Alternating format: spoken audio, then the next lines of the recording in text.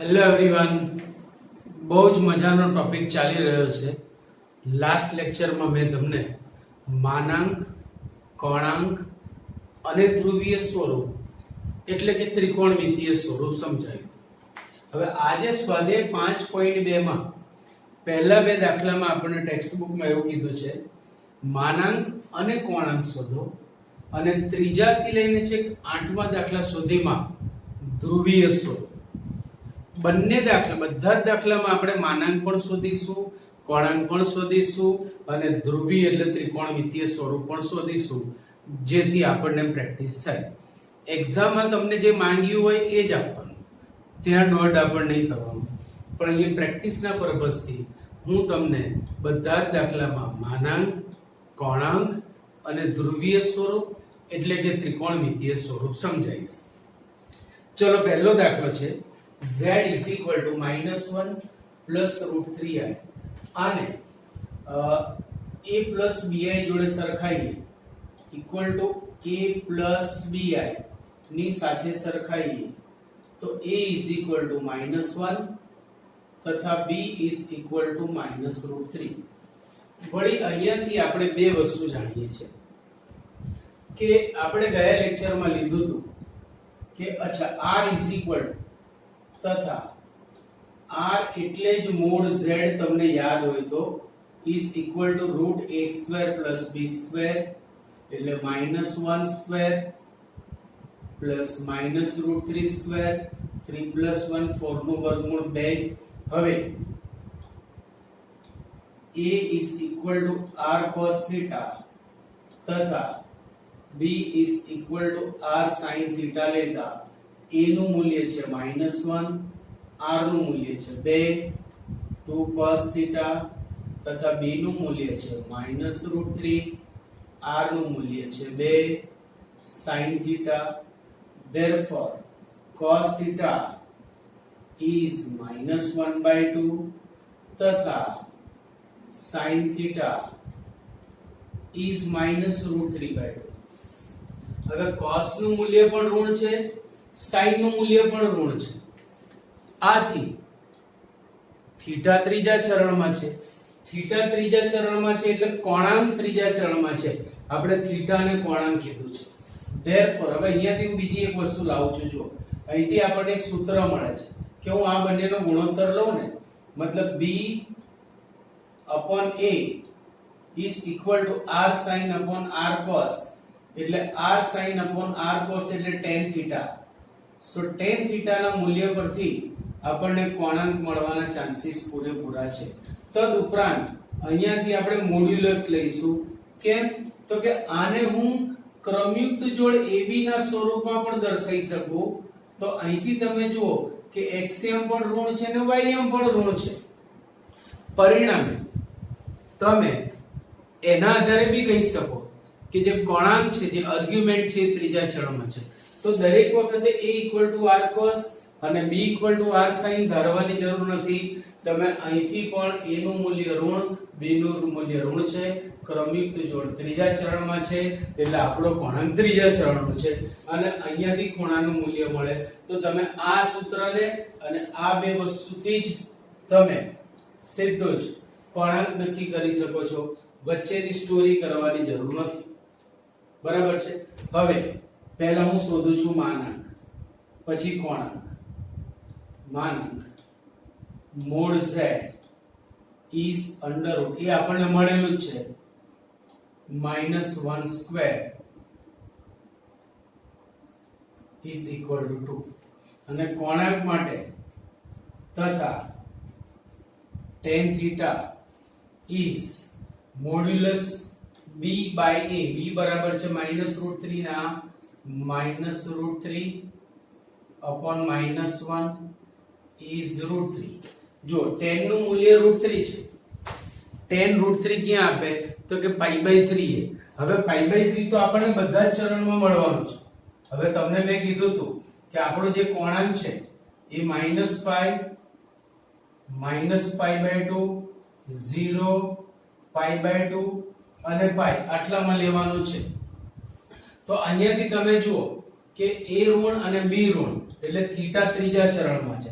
જો ખૂણો તમારો ત્રીજા કે ચોથા ચરણનો હોય તો ઋણ લેવાનો અને પહેલા કે બીજા ચરણનો હોય તો ધન લેવાનો. ત્રીજા ચરણનો π/3 મુખ્ય ખૂણો π/3 થશે કારણ કે tan નું મૂલ્ય √3 એટલે 60 છે. હવે ઊંધી દિશામાં આવો તો અહીંયા આવશે π/3 અને અહીંયા આવશે 2π/3 પણ ઊંધી દિશા છે એટલે -2π/3. therefore theta is argument of z will be -2π/3. અહીંથી તમે લખી શકો છો માટે થીટા ત્રીજા ચરણમાં છે કારણ કે cos ઋણ અને sin ઋણ અથવા અહીંથી પણ લખી શકો a ઋણ અને b ઋણ ઘણી બધી જગ્યાઓ છે.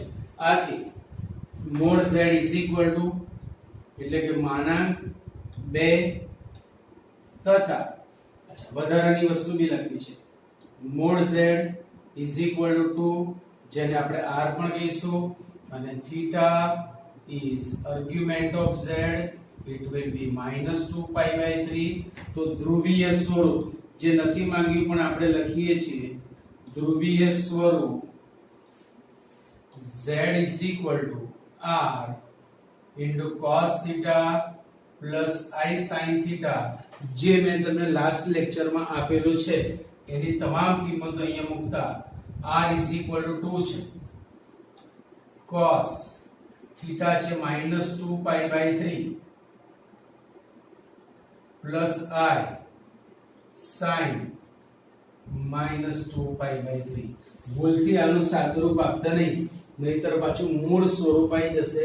આપણે માત્ર સ્વરૂપ બદલ્યું છે સંકર સંખ્યા નથી બદલી. સંખ્યા તો તેની તે જ છે માત્ર ને માત્ર આપણે સ્વરૂપ બદલ્યું છે યાદ રાખજો. હવે બીજો દાખલો. તો હવે હું આ બધી સ્ટોરી નથી કરતો. હવે હું તમને શોર્ટકટ આપું છું. અહીંથી સીધું થીટા લઈ અને આર્ગ્યુમેન્ટ માનાંક અને પૂર્ણાંક અને પછી ધ્રુવીય સ્વરૂપ લખીશું. તો જો આને a plus bi is order pair ab જોડે સરખાઈએ તો a is equal to -√3 which is less than 0, b is equal to 1 which is greater than 0. a ઋણ અને b ધન છે. આથી થીટા બીજા ચરણમાં આવે અહીંયાથી નક્કી થઈ ગયું એટલે તમારો પૂર્ણાંક અહીંયા છે. પહેલું અથવા બીજું ચરણ હશે તો થીટા ધન જ લેવાનો. આમ જાવ ને આમ જાવ ખૂણા એના એ જ ચિહ્ન બદલવાના. થીટા બીજા ચરણમાં આવે. હવે હું સીધું આ સૂત્ર લગાડું છું તથા હવે આ બધી સ્ટોરી નહીં કરું તો બી ચાલશે. tan theta is mod b by a is mod -√3/1 is √3. ભાઈ tan નું મૂલ્ય તો √3 જ મળ્યું એટલે મુખ્ય ખૂણો તો π/3 જ થયો. હવે π/3 ચારે ચાર ચરણમાં મળે તો આપણે ચર્ચા કરવાની રહી હવે આ પ્રમાણે કે ભાઈ જો પહેલા ચરણનો π/3 એટલે π/3, બીજા ચરણનો π/3 એટલે 2π/3. ક્લિયર વસ્તુ. એન્ડ ધેરફોર થીટા બીજા ચરણમાં છે માટે થીટા ઇઝ ઇક્વલ ટુ 2π/3. તો બધી વસ્તુ આપણને મળી ગઈ. હજી માનાંક બાકી છે તથા હવે માનાંક mod z જેને આપણે r પણ કહીશું is √a² એટલે 3 plus b² એટલે 1 એટલે 2. તો માનાંક મળી ગયું. હવે કોણાંક એટલે theta is equal to argument of z is equal to 2π/3. તો માનાંક મળ્યું, કોણાંક મળ્યું, ધ્રુવીય સ્વરૂપ z is equal to r cos theta plus I sin theta. r નું મૂલ્ય છે આપણી પાસે 2 into cos 2π/3 plus I sin 2π/3. આનું સાદુરૂપ આપવાનું નહીં અન્યથા આ સ્વરૂપ આઈને ઊભું રહી જશે. Clear point. તો કશું જ અઘરું નથી. આ ખાલી મેં તમને કેવી રીતે છે સ્ટોરી બતાવી. સ્ટોરી પરથી આપણે અર્થઘટન કર્યું. હવે આ બાકીના 3 દાખલામાં પણ આપણે એ જ કરીશું. ચોપડીમાં આ 2 દાખલામાં ખાલી માનાંક અને કોણાંક માંગ્યું છે, આપણે ધ્રુવીય સ્વરૂપ પણ લાયા. હવે ત્રીજાથી લઈને 8મા સુધીમાં માનાંક કોણાંક ધ્રુવીય સ્વરૂપ, તો આપણા માટે કઈ નવું રહ્યું નહીં. ચલો સ્ટાર્ટ કરો. આને a + bi જોડે સરખાવો. a + bi અથવા ક્રમયુક્ત જોડ ab જોડે સરખાવો તો a = 1 which is greater than 0, x યામ ધન છે. b is equal to -1 which is less than 0, y યામ ઋણ છે. x યામ ધન અને y યામ ઋણ હોય તો એ ખૂણો ચોથા ચરણનો આવે. આથી થીટા ચતુર્થ ચરણમાં છે. આથી થીટા ચતુર્થ ચરણમાં છે. એટલે 0 થી -π/2 ની વચ્ચેનો ખૂણો આપણે લેવાનો છે. હવે માનાંક z શોધીએ. હું એને r વડે પણ દર્શાવું છું. r એટલે જ mod z એટલે જ √a² + b² is √2. માનાંક મળી ગયું. હવે કોણાંકની વાત છે. તથા tan theta is mod b/a is mod -1/1 is 1. હવે તમે જુઓ થીટા ચતુર્થ ચરણમાં છે. tan નું મૂલ્ય 1 મળ્યું. tan નું મૂલ્ય 145 એટલે π/4 એ મળે. π/4 ચારે 4 ચરણમાં આવશે. હવે આપણે કયા ચરણમાં જરૂર છે તો ઊંધી દિશામાં ચોથા ચરણનો π/4 એટલે -π/4. જે ખૂણા સીધી દિશામાં અહીંયા મળતા હોય એને એ જ ખૂણા ઊંધી દિશામાં અહીંયા વિરોધી ચિહ્ન સાથે મળે. π/3 તો -π/3, π/4 તો -π/4, π/2 તો -π/2, 2π/3 તો -2π/3, π તો -π. ઊંધી દિશામાં લઈ લેવાનું છે. બરાબર છે. therefore theta is equal to થશે -π/4. તો જો બે વસ્તુ મળી ગઈ. therefore mod z એટલે r is √2. theta is equal to argument of z is -π/4. તો હવે રહ્યું કયું સ્વરૂપ? ધ્રુવીય અથવા ત્રિકોણમિતીય સ્વરૂપ. આથી ધ્રુવીય સ્વરૂપ માટે ધ્રુવીય સ્વરૂપ z is equal to r into cos theta plus I sin theta. r છે આપણી પાસે √2 cos theta નું મૂલ્ય છે -π/4 plus I sin theta નું મૂલ્ય છે -π/4. જે માંગેલ ધ્રુવીય સ્વરૂપ છે. જે માંગેલ ધ્રુવીય સ્વરૂપ છે. આનું સાદુરૂપ આપવાનું નહીં, નહીતર પાછું આ જ આઈને ઊભું રહેશે. અને જ્યારે કોઈ એમ કે આવું કરવાનું નહીં ત્યારે આપણે હંમેશા પહેલા એ જ કરતા હોઈએ છીએ. તમારી જોડે મારે એ જ કરાવવું હતું, આનું સાદુરૂપ અપાવું હતું. એટલે જ હું કહેતો હતો કે સાદુરૂપ આપશો નહીં, તમે આપવાના અને આવવાનું એટલે તમારો તાળો મળી જવાનો. સમજી ગયા આખી વસ્તુ? ચલો એના પછી છઠ્ઠી દાખલી. બહુ મજાનું સ્વાધ્યાય પૂરું ભાઈ હમણાં જુઓ ગાયકા. ચાલો આને આપણે સરખાઈએ છીએ. ઇક્વલ ટુ -3 + 0i ને a + bi is equal to order pair ab જોડે સરખાઈએ તો a મળશે આપણને -3, b મળશે આપણને 0. x યામ શૂન્યેતર છે અને y યામ શૂન્ય છે. માટે થીટા ઋણ x અક્ષ પર મળે.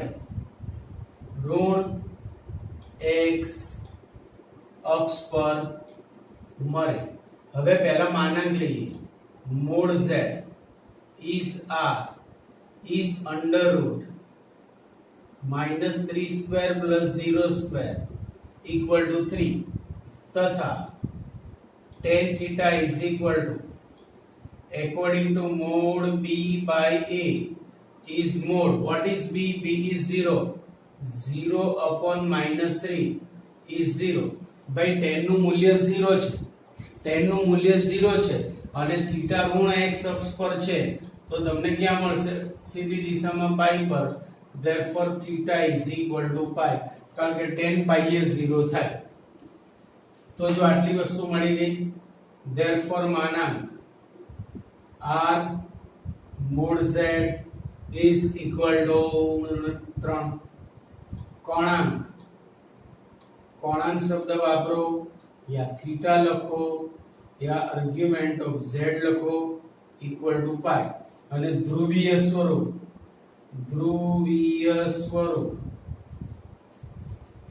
z is equal to r cos theta plus I sin theta. What is r?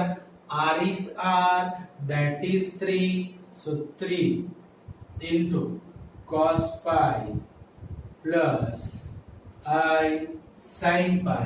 જેનું સાદુરૂપ આપતા નહીં, નહીતર પાછી આની આ જ સંખ્યા આવશે. તમને ખબર જ હતી, હું બોલવાનો છું. ચલો એના પછી 8મી દાખલી અને આ સ્વાધ્યાયની છેલ્લી દાખલી ઇક્વલ ટુ આને આપણે 0 પ્લસ I જોડે સરખાઈ શકીએ છીએ. એને હું a પ્લસ bi એટલે કે ab વડે દર્શાવું. a plus bi is equal to ab વડે દર્શાવું. so a is equal to 0 તથા b is equal to 1 which is greater than 0 છે. આથી થીટા ધન y અક્ષ પર મળે. એક્સિયમ ઋણ છે, એક્સિયમ ઋણ એટલે થીટા y અક્ષ પર આવશે, પણ વાયમ ધન છે એટલે ધન y અક્ષ પર આવશે.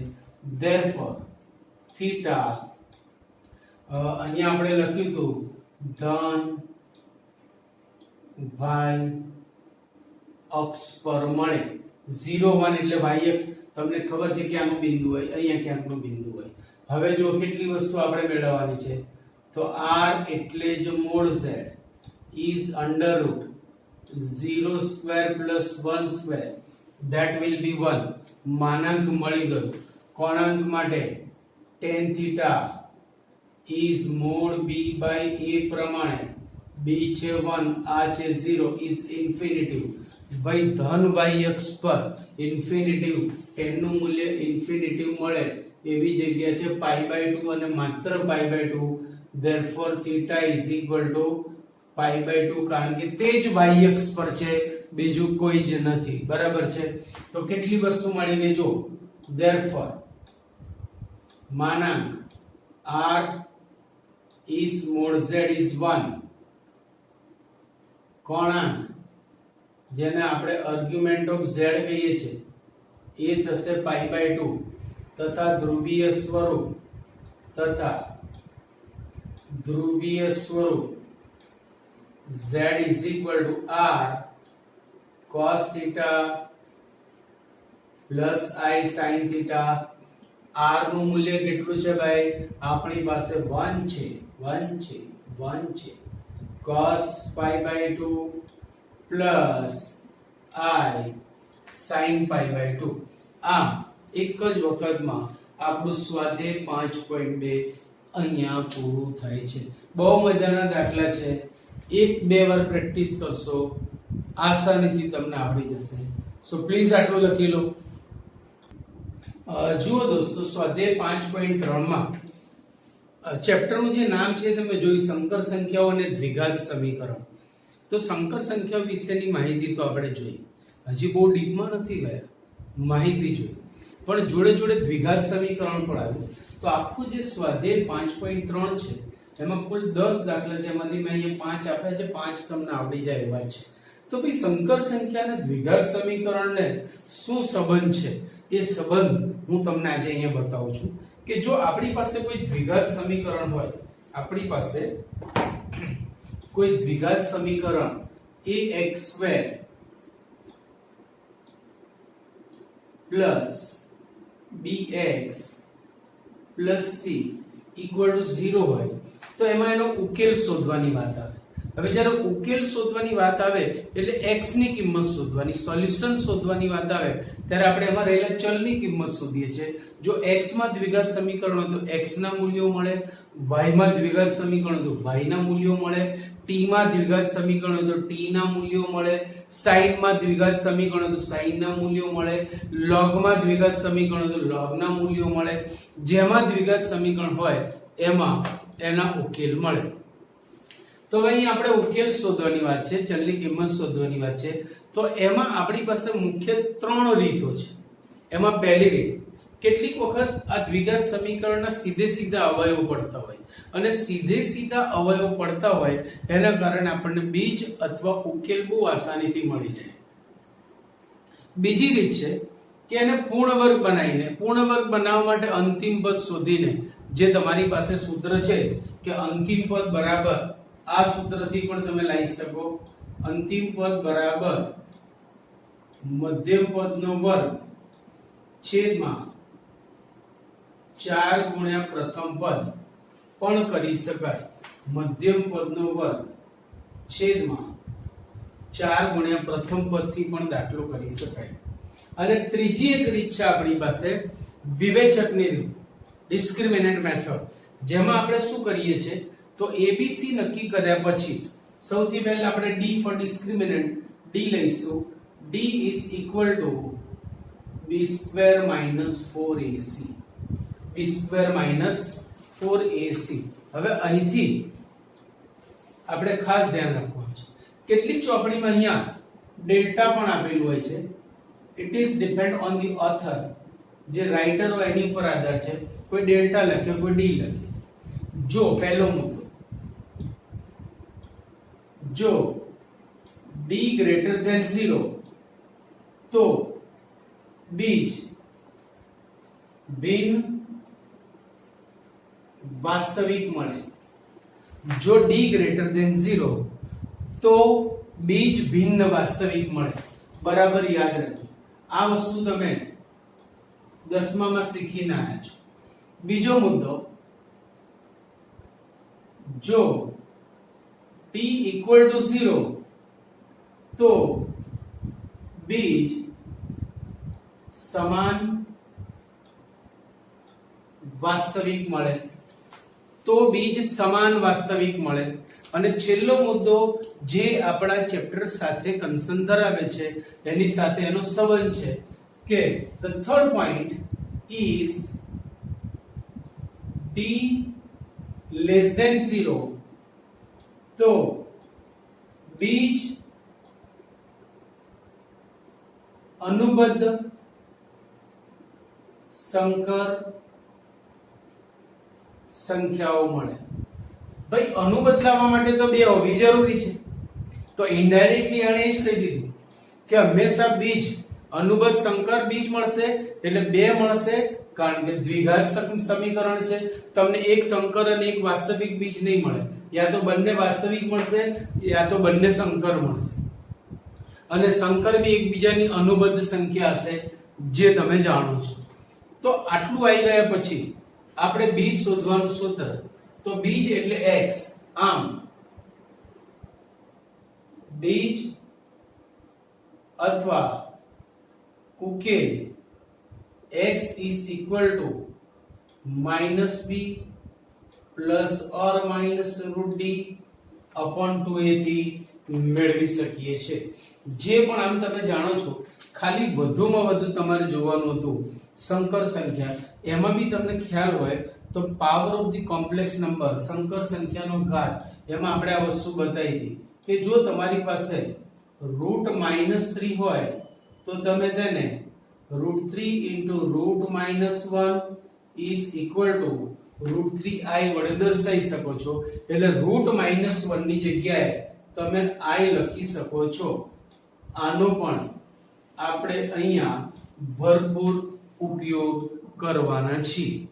બરાબર, બાકી સ્વાધ્યાયમાં કઈ દમ છે નહીં. ચલો તો પહેલો દાખલો જો, પહેલો દાખલો x² + 3 = 0. પાછો નિયમ શું કહે છે ખબર છે કે જો દ્વિઘાત સમીકરણો તો બે બીજ મળે છે. ત્રિઘાત સમીકરણ હોય તો 3 બીજ મળે ને મળે જ. ચાર ઘાત વાળું સમીકરણ હોય તો 4 બીજ મળે ને મળે જ. n ઘાત વાળું સમીકરણ હોય તો n ઉકેલ n બીજ મળે ને મળે જ. યાદ રાખજો, રાઈટ? ચલો અહીંયા દ્વિઘાત સમીકરણ છે. જો હું આને આમ લખી શકું, therefore x square is equal to -3 equal to 3 into -1. જો I equal to root -1 તો I square equal to -1 થાય. मतलब હું આમ લખીશ x square is equal to -1 ની જગ્યાએ I square લખ્યું. रीजन अगर देना हो तो आप दे सकते हो, because I square is -1, because I square is -1. so બંને બાજુએ વર્ગમૂળ લેતા x is equal to ±√3i જે માંગેલા બીજ છે, જે માંગેલા બીજ છે. યાદ રાખજો, જે માંગેલા બીજ છે. કેટલું સહેલું છે. ચલ હવે અહીંયા એટલું સહેલું નથી. હવે પહેલું જોવાનું અવયવ પડે છે. જો અવયવ પડતા તો સૌથી સસ્તામાં સસ્તો સહેલામાં સહેલો રસ્તો, બરાબર. અવયવ નથી પડતા तो ज विवेचक वाली रीत लावानी. यहाँ पे अवयव नहीं बनेंगे तो આપણે આને ax² ને ax² + bx + c સાથે સરખાવતા a = 1, b = 3, c = 9. चलो d = b square minus 4ac equal to 9 minus 9 Chowk 36 is equal to minus 27 which is less than 0 માટે. अच्छा, therefore root d શું થશે ભાઈ? रूट -27 એટલે रूट 27i. रूट 27i માં 9 તારી 27 એટલે માઈનસ જતું રહેશે 3 रूट 3i વળી બીજ અનુબદ્ધ સંકર મળે, કારણ કે આપણો ડી ઋણ છે. तथा बीज x = -b प्लस और माइनस रूट d એટલે 3 root 3i upon 2a a बराबर 1 છે. તો આપણે આ બે બીજ થઈ ગયા. આમ પહેલું બીજ થશે x = -3 plus root 3i upon 2 तथा -3 माइनस रूट 3i अपॉन 2 માંગેલા બીજ છે, માંગેલા બીજ છે. કેટલું સહેલું છે ભાઈ, હે? ચલો એના પછી ચોથો દાખલો. આશા રાખું છું તમને આવડતો હશે, છતાં કરાવું છું કે આખા સમીને હું માઈનસ વડે ગુણી દઉં છું તો આ થઈ જશે x² -x + 2 = 0. શું આના અવયવ પડશે? નહીં પડે. કારણ તો કે સરવાળો 2 થવો જોઈએ, નહીં થાય. એટલે આપણે આને ax² + bx + c જોડે સરખાઈએ તો b = -1 અને c = 2. so d = b² -4ac is 1 minus 8 is -7 which is less than 0. આથી અનુબદ્ધ સંકર બીજ મળે તથા રૂટ d થશે. Root d is root -7, it will be root 7i તથા બીજ હવે ડાયરેક્ટ લખું છું. બીજ x = -b એટલે 1 plus or minus root d એટલે root 7i upon 2a is 1 છે. આ એનો જવાબ થયો. અહીંથી બે બીજ તમને છૂટા પાડતા આવડવું જોઈએ. આ દાખલો બી આશા રાખું છું કે તમને આવડશે. હું ખાલી આમાં એક હિન્ટ આપી દઉં છું કે ભાઈ આ b નું મૂલ્ય 1/√2 છે તો ગભરાવાનું નહીં. આપણે પહેલા √2 લસા લેલો ભાઈ. ચલો ધારો કે મેં √2 લસા લીધો તો આ દ્વિઘાત સમીકરણ આવું થશે √2x² + x પતી ગઈ વાત. શું રહ્યું આમાં? શું દમ છે મને કહો? છે કે દમ? કેટલું ઈઝી થઈ ગયું.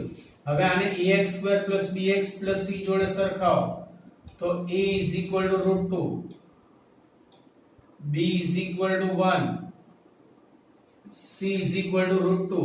चलो सीधा अवयव पड़े छे नहीं पड़ रहे हैं तो विवेचक को बुलाएंगे. तो बुलाओ. b = b² -4 a c 1 4 2 -7 √d is √-7 is √7i is √7i. આની આ જ વસ્તુ આવી ભાઈ જોઈ લો. તથા બીજ અથવા ઉકેલ x = -b ± √d upon 2a પરથી b નું મૂલ્ય છે 1 so -1, d નું મૂલ્ય છે √7i બટે में 2a, a નું મૂલ્ય છે √2. તો હવે છૂટા પાડીને લખીએ તો x = -1 પ્લસ √7i upon 2√2 તથા બીજું બી થશે = -1 -√7i upon 2√2. કેટલું સરળ છે ભાઈ, કેટલું સરળ છે જો. સો સ્વાધ્યાય 5.3 પણ આપણું અહીંયા દોસ્તો પૂરું થાય છે. હવે આપણી પાસે સ્વાધ્યાય આવે છે પ્રકીર્ણ મિસેલેનિયસ. બરાબર, છેલ્લું સ્વાધ્યાય છે આ ચેપ્ટરનું અને એના પછી આપણી એન્ટ્રી પડશે સીધી છઠ્ઠા ચેપ્ટરમાં. તો મિસેલેનિયસ એક્સરસાઇઝ જે પ્રકીર્ણ સ્વાધ્યાય છે એ ઓબ્વિયસ આપણે આવતા લેક્ચરમાં લઈશું. થોડું ધ્યાનથી આટલા દાખલા કરી નાખો તો તમને બિલકુલ વાંધો આવે નહીં. બહુ મજાનું ચેપ્ટર છે, એન્જોય કરો અને ભણો. રાઈટ? ઓકે, સે યુ, બાય બાય.